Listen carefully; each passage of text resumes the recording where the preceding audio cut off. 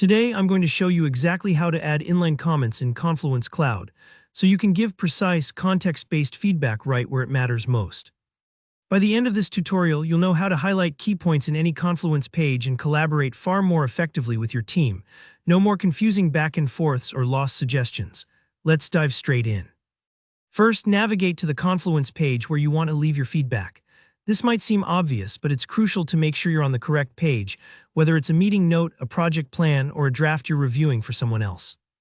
Take a second to double-check that link. You don't want to leave a great comment on the wrong page. Once you're there, wait for the page to fully load, especially if there are a lot of images or embedded files, just to avoid any glitches. Next, it's time to highlight the specific content you want to discuss. This works just like highlighting text in a Word document. Click and drag your mouse over the exact sentence, data point, or image you want to comment on. What's important here is to be precise. Let's say you only want to give feedback on a particular statistic or a section of an image. The more targeted your highlight, the clearer your comment's context will be for everyone reading it later. Don't worry if you make a mistake, you can always just click away and try again. As soon as you've highlighted your chosen content, keep an eye out for a small toolbar that pops up right above your selection.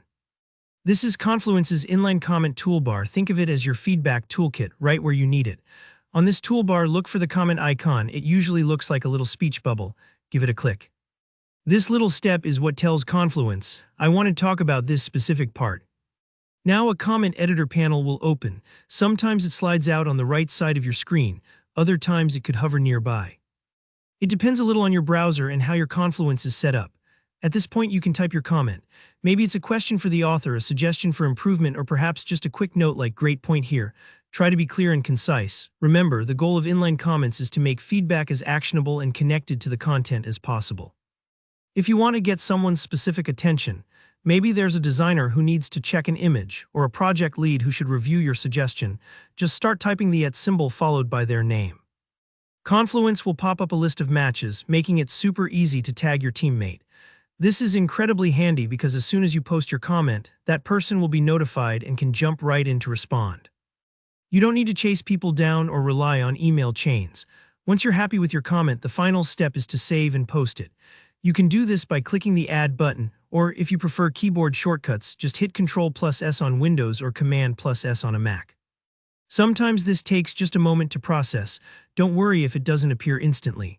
Once it's posted, your inline comment will show up right next to the highlighted content for all collaborators to see and respond to. And that's it, you've just made collaboration in Confluence a whole lot smoother, and your teammates will thank you for making feedback clear and easy to act on. I hope you found this walkthrough helpful. If you have any questions about inline comments or anything else in Confluence, drop them in the comments below and I'll do my best to help. Don't forget to like this video if it made your work just a bit easier, and be sure to subscribe for more practical tutorials just like this one. Thanks for watching and happy collaborating.